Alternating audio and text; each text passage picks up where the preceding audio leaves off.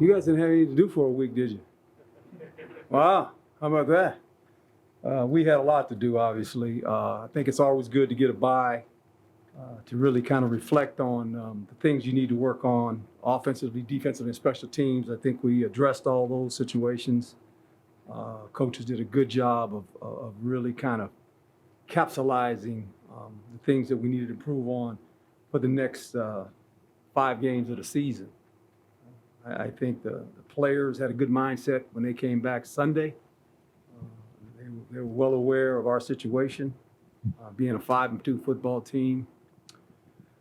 Basically, when you look at the South and the North, I said it earlier in the season, before the season started, I said no one's gone undefeated in conference play, and that holds true again this year. No one's gone undefeated. Everybody's got a loss.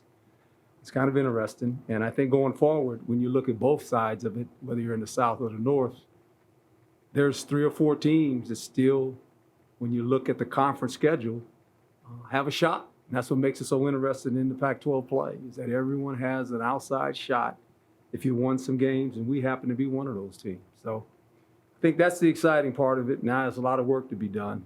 We play a good Washington State football team. They went through a little bit of a situation last week with their coach. The staff that was part of that staff had been let go. Some assistant coaches that were on that staff took over and did a fabulous job, along with their players, really playing good football. And they're a 4-4 football team, and a lot of experience on this team, a lot of experience on both sides of the ball. They got a big, powerful offensive line, a strong-arm quarterback. They have 2 really good runners. They have great contact balance. Wide receivers are nifty, and they have some length outside. Defensively, they're very active on what they do.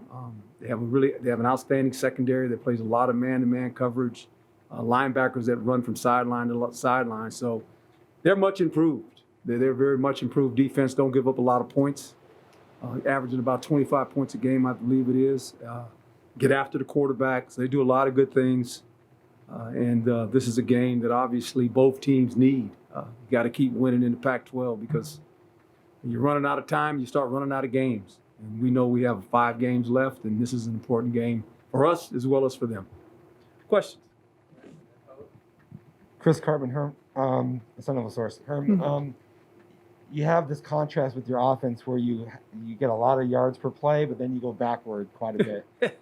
Yeah. And Case Hatch told us that you put together a list of all the penalties and offenders, and so just wanted your sense of that issue and how you guys can be better moving forward. Well, I think moving forward, as a head coach, I've never had a penalty.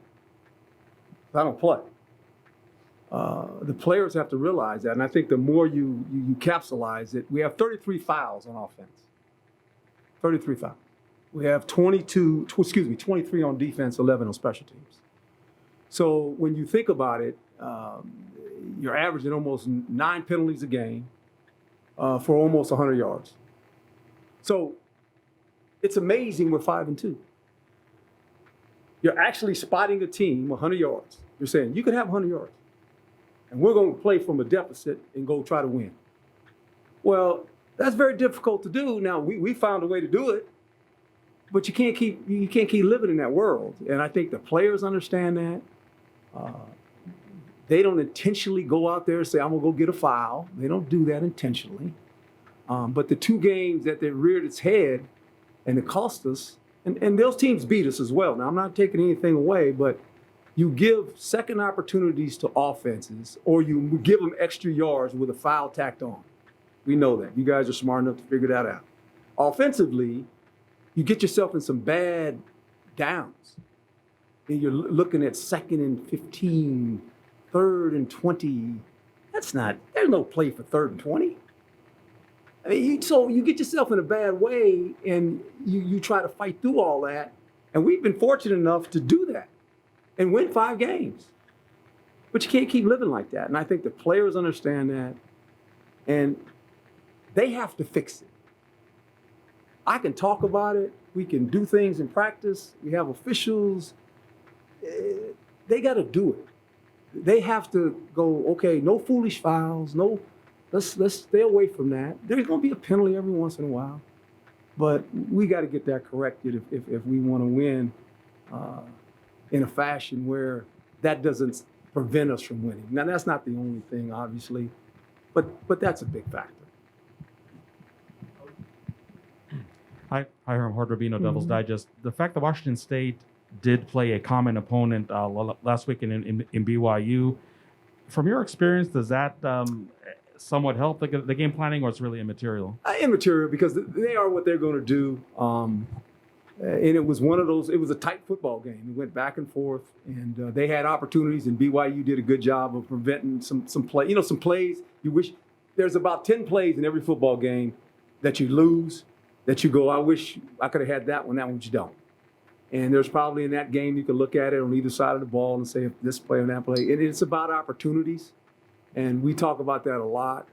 You never know what opportunity presents itself when the play kind of happens. Do you make it or you don't? And missed opportunities are critical in games, especially in the Pac-12. Because when you watch it every week, you just sit there and you watch the games and you go, this team had that record, this team has that. It don't matter. I said at the beginning of the season, and it's holding true. It's like, okay, everybody can beat anybody on a Saturday night, or hey, we got a day game, right? And so I just think that, that's the conference, and it's kind of interesting when you look at it, because you look at the UCLA-Oregon game. I mean, that was a fun game to watch. It was very, very entertaining. It went back and forth. And then all of a sudden, a couple things happen, and the energy switches, and a team gets momentum. Football is a game of momentum. When you have it, it's fun to have, and it's fun to watch. And when you don't have it, how do you stop the momentum of it, right? It's like this ball that's rolling on you. And how can I stop momentum to get it back? That's the Utah game for us. If you look at it, it's two halves. I told the team, I said, we lost the second half of the game. First half of the game, we won. But the problem is you play two halves. The second half, we did not. They got momentum, and we couldn't stop it. We couldn't slow it down on defense. We couldn't generate anything on offense. And hats off to them, right? So it's just, that's the way the game is played. And we got another chance to try to correct it this weekend, on Saturday afternoon, by the way. Keep saying that. It's like, wow. It's like we play a day game. It's interesting. I don't know what to do. It's like, I generally get here 5 hours before, so now I'm going to have to get here. Oh, man, I get here by 4 o'clock probably. It's early, but I get up that early, so we'll see. Michelle Gardner, Arizona Republic. Can you update us, Herm, on the injuries, not only the ones that haven't played, but maybe guys that did play that have been banged up, and how much this bye week was needed for you for that purpose? Yeah, Chase obviously is ready to play. That'll be good. Johnny, I think, is ready to play. Evan will be a game time situation, but other than that, I think most of our guys, we've got a lot of guys back. I mean, the guys that have been injured for the season, I mean, you don't get those guys back. I mean, we've lost some pretty good players, especially on the D-line, that are gone, but that's just how it goes. I mean, every team has that. That's what you deal with. Hey, Herm. Autumn Thompson, 12 Sports. Gus Farwell used to be a quarterback here a while ago, and during quarantine, he would go out on his balcony and sing opera for his neighbors in Spain. I saw that. It was on a TV deal, wasn't it? Yeah. Yeah. I was just wondering if you've ever heard him sing or seen any videos. I saw that. Where was I at? Was that ESPN then or something? I know 12 Sports did a story on it. When was it? Like 5 years ago? 6 years ago? A year and a half ago. Okay, I remember that. But see, that's my mind. But I remember that. Yeah. What do you think about his singing? You talking about me singing? No. Him. Him being an ASU quarterback, back in the day. Yeah, what do you think about it? I mean, anybody that can sing is obviously has a gift. It's a talent. And that's interesting. But I remember seeing that. I don't know. For some reason I saw it and I was like, this is interesting. But opera is really interesting, right? I mean, we got a bunch of guys that think they're rappers, but opera is real singing. Not all rappers are going to get mad at me. I'm not saying rap is not singing, but opera is a whole different level. Yeah, that's pretty good. Pretty good. Coach Michael Caratino, believe in Pac-12 football. Piggybacking off the bye week, I know obviously after a loss is tough, but as you as a head coach, how do you kind of balance obviously the team wanting to get back on the field right away, but just kind of taking the time through the bye to heal and obviously get ready for the next game? Well, I think what you go back to is your experience in the NFL when a bye week occurs and how you want to handle it. And I thought for the most part, the players that needed rest got their rest.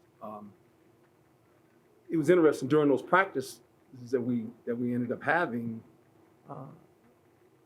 A lot of the kids that don't get to play, or I should say kids, athletes that do not get to play, practice was structured for them. So you're talking about the thirds, some walk-on guys. We actually practiced with those guys, where our other guys were on another field doing what they needed to do. But we try to bring those guys along, and I think it was good. They felt excited about the opportunity to play in our offense and our defense. And you also, when you do that, I think you put them on the spot a little bit. It's easy to sit in the classroom and think until you have to actually go do it. And so now we asked them to run our offense and defense competitively against each other. And it was interesting to see where guys were. And I think that's always the barometer of where guys are in your program when they don't get to play a lot. Hey, Coach. Zach Keenan with Devil's Digest. Yes, sir. Was there anything this week with the bye week that you were able to do outside of football that usually you don't get to do in season? I just think you evaluate yourself. You kind of look back at all the things offensively, defensively, and special teams. And that's what the coaches are trained to do. But outside of football, I mean, for me, no, I was here every day. I didn't miss a day. The coaches were done Thursday, I believe it was. And they got out of here for a little while. A lot of guys went on the road to recruit, which is still important, and they did a good job. Some guys local, some guys went out. Some guys just did it by, obviously, in today's world, by the screen, right? You can do it that way as well. Looked at some tape on some kids. But other than that, it was more of just preparing ourselves for the next 5 weeks of football. Herm, you mentioned momentum and energy. What have you thought about during games, your players' kind of leadership and getting guys in the right gear and frame of mind? That is important, that the leaders on your team have to provide energy when you feel like it's going in the wrong direction for you, right? And we have enough guys that have experience that's part of being a leader. Leading's easy when you're winning. Everybody wants to lead then, right? It's when it's hard and when you have to say some things sometimes to get guys' attention. And I think our guys understand that. We have some good leaders on this team, and the next 5 weeks they need to be leaders. There's no doubt about that, because it's an important part of our season right now as we head down the stretch. And every game is important. I mean, every time you win a game, these next 5, it gives you momentum, right? And that's what we want to do. We want to get our momentum back. And it's kind of, we lost it. Now we got to find it again and go get it back. Mm-hmm. Yep. Yeah, I talked to them about a lot of things, and I talked to the leaders.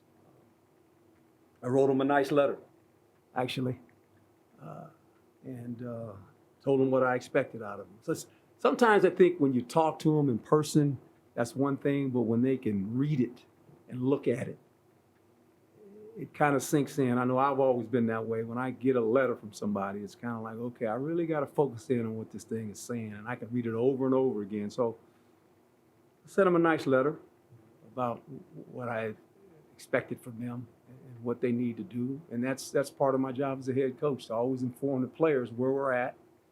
As you know, you guys have followed me long enough. We're never in a panic mode, and we're never in a panic mode. We just let things settle, have a clear thought, and go about our business. Yeah.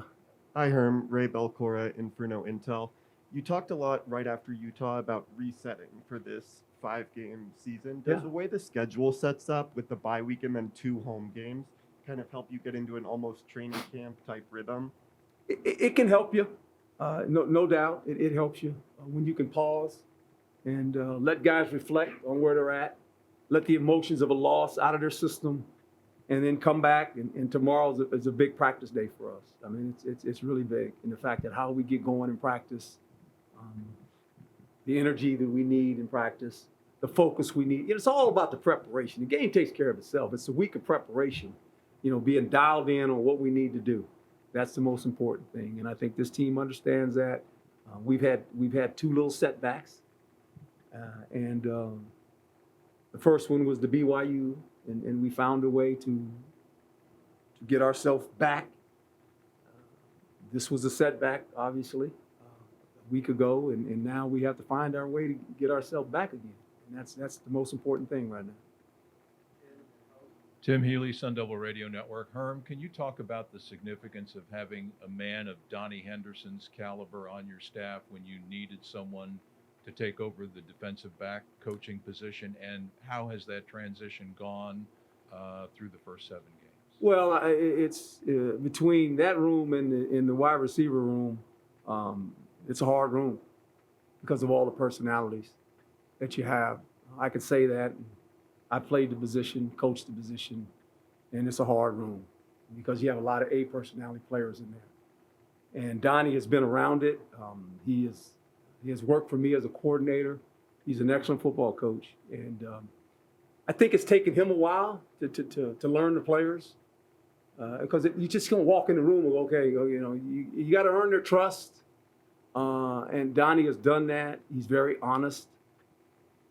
He has a way with him that we can communicate, and I think he's feeling better now than he was the first week of work. Right? I mean, it's hard. I mean, there was 3 coaches put in some tough spots, and you got to win the trust of the room, and it takes time. It doesn't just come because you're the coach. It's like when I became the head coach here, I said the first thing I got to do is earn your trust. You might respect me, that's one thing, but I want you to trust me, and so that comes along with when you're winning. And when you have a couple tough losses, how does the coach react to all this? How does it respond? So I'm glad Donnie was here, and he's really doing a good job with those guys, because he's dealing with a lot of guys. All of a sudden, injuries have taken place too. So you got to play some freshmen that might not be ready to play, or some guys that don't have a lot of experience that are having to play, and that's a lot, and he's done a really nice job. So Herm, coming into the season, DJ Taylor was considered to be probably the best return specialist in the Pac-12, and obviously the first half of the season did not go as expected for him. As you take the bye week to evaluate all the players on the team, all the aspects of this team, do you see DJ Taylor maybe returning to a more prominent role as a punt and kick returner in the last 5 games? I do, and I think I watched something yesterday or day before yesterday in meetings. Here's another young man that came in and that last year, the little 4-game season, and had an outstanding return against Arizona. And then had another one the prior week at UCLA, right? And I think in his mind, coming back this year, he felt like every time he touches the ball, he's got to go run for 100 yards. Well, it's not about that. It's about making good decisions, right? And I think this year there were some decisions that he probably made that he wish he didn't. Learning experiences for all of us because he's still young. And I think by taking him out and letting him watch, it kind of hit home to him that, hey, it's not about me just catching the ball and running. It's about all the other things, the little things I got to do. And watching him in meetings and watching him, just yesterday in our walkthrough, and watching how he was focusing in on the ball and just the little things you got to do, it was good to see. So, yeah, he can help us down the stretch. There's no doubt because he is electric when he gets the ball in his hand. Yes, sir. Staying with special teams, you had a couple kind of miscues in that game. You had the 12 men on the field where you took a timeout, and also a little slow operationally with Logan Tyler getting on the field for the field goal. Can you talk about those two plays and specifically, and what you thought about some of your operation on special teams? Yeah, what happens is that when the injury occurs, and the injury had occurred, a coach sent somebody in, and we already had the guy in there. So, I got to call timeout. We can't do that. But I just think that when you're dealing with all those guys, because there's so many guys on offense, defense, especially, and I've made mention to them. I said, what you guys got to understand is this: a couple things happen. Third down is critical if you're a special teams player, because something's about to happen. Something good for us if we have the ball, or if we don't have the ball and we stop something. So there's going to be a change of players, right? When we score, you're going to know before we even score, are we going for two or not? Because I'm going to tell them. I tell them. When we sit in a situation where we're crossing the 40, the plus 40, there's going to be some decisions made by me. Do we go for it on 4th and 2, 4th and 3, wherever the ball may be, or are we in field goal range, right? Sometimes you feel like you're in field goal range, and all of a sudden you get stopped or you get knocked back, and now, instead of going for it on 4th down, you got to kick a field goal. So you have to be aware of that.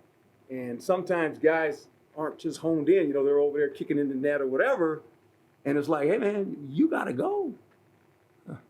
It's not, you got to go. And so I think that's part of it too. He has a strong leg, and we feel like 50 yards or to 60, he can hit it. Now, the odds you're making him are a little tougher, but he has a strong enough leg, and we'll use him when we're in situations where we have to kick it that way. So I just think being prepared, knowing the game, the situation in the game is important. I talk about that all the time, and we've got to do a better job of that. Hey, Coach. Jonah Krell, WCSN. In that Utah game, Utah had 4 sacks on Jaden. In Washington State, they have a guy in Ron Stone who's second in the Pac-12 in sacks. So in this bye week, has there been an emphasis at all on just the offensive line, protecting the quarterback at all? Well, I think, a lot of times sacks are due to knowing the situation, right? When you're behind, if you're a defensive player and you got to pass, you're in a tough spot, especially if you're in some long situations where it's not 3rd and 3 or 3rd and 5, it's 3rd and 15. You got to hold the ball a little longer, right? And I think when a guy's struggling or they have an elite pass rusher, you got to find a way to turn the protection that way, have the back go that way, put a tight end over there, something to alleviate that pressure, right? And it's just according to how the game's being played out. And you watch games all the time, NFL games. They got the best players in captivity that play, right? And when the game is 3 or 4 score lead and they got to go back and throw it, not fun for the quarterback because they're coming. There's no run threat. There's like, okay, hey, what's the play? We're going to pass. And so it's hard. That's what makes football so unique. You want to play with a lead defensively because then you put them in a vulnerable situation where they got to throw. It's hard on those guys, man. It's at any level. And I just think knowing that, you got to ask yourself a couple questions. Are you willing to release 5 and put those guys on an island, your tackles on an island, and say you got to block the guy? Or do you want to just release 3 and block the protection, but then they cover you with 7 guys? So that's part of the chess game you got to play. And if somebody's getting to the quarterback, if it's one guy, you have to turn your protection, or you got to put a back or a tight end over there to stop him from doing that. Yeah, part of it.